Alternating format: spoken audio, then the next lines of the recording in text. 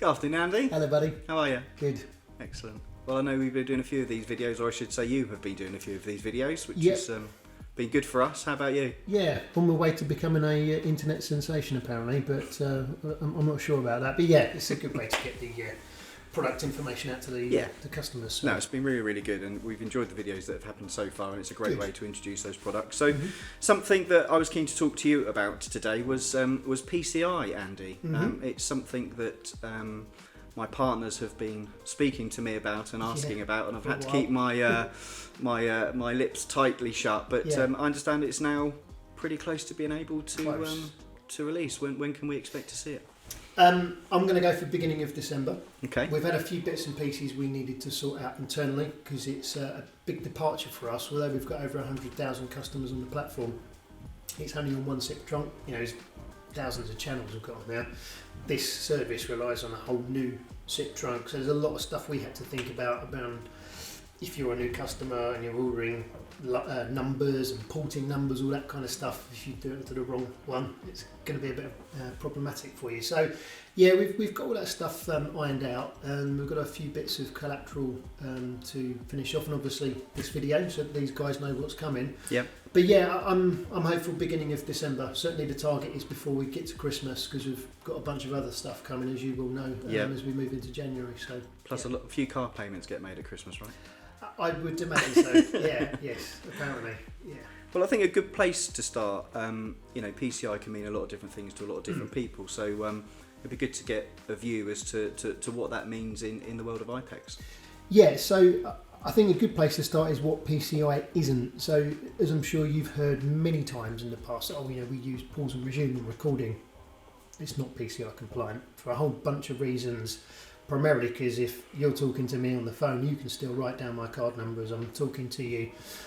PCI really is around protecting end users' card details when someone makes a payment over the phone. And so, as you say, we've been asked about this a lot. There's a lot of opportunity for us out there, but for us, it was about taking our time and making sure we had the right solution.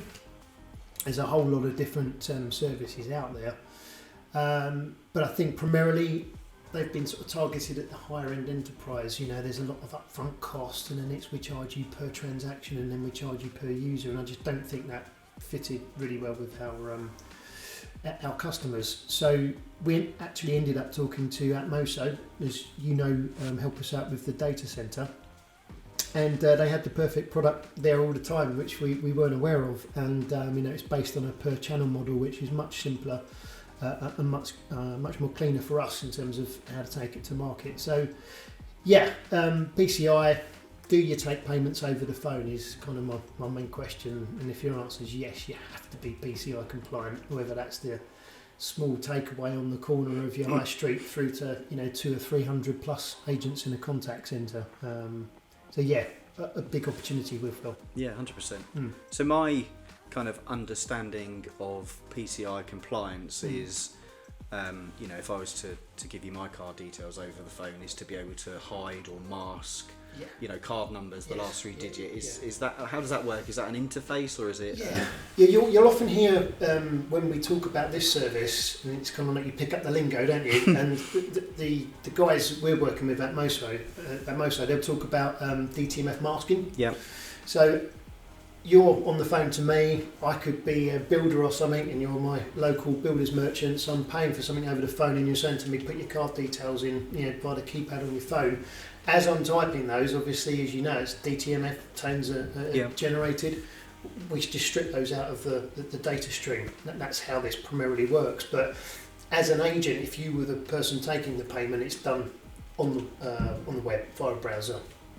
And there's two ways we can do this. You either purchase the payment portal, if you want, from us as part of the service, or we can provide you the API for free.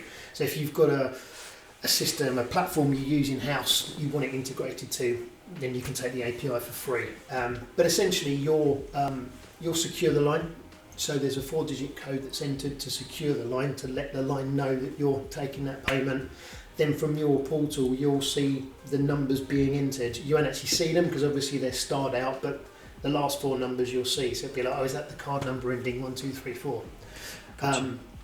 expiry date, the security code, that's all entered and all masked. Once that's done, the agent will send the payment and then you'll get the confirmation back. And at that point, if I've entered my card details incorrectly or something, you'll get a notification back that it's not been successful. But yeah, that's how it works. Perfect. So it sounds really simple. If it's all in a web browser, it's yeah. We've got a demo video we're going to be making available at the point of launch, and like the videos, I think 1:30 or 1:40, and it really is no more complicated than that.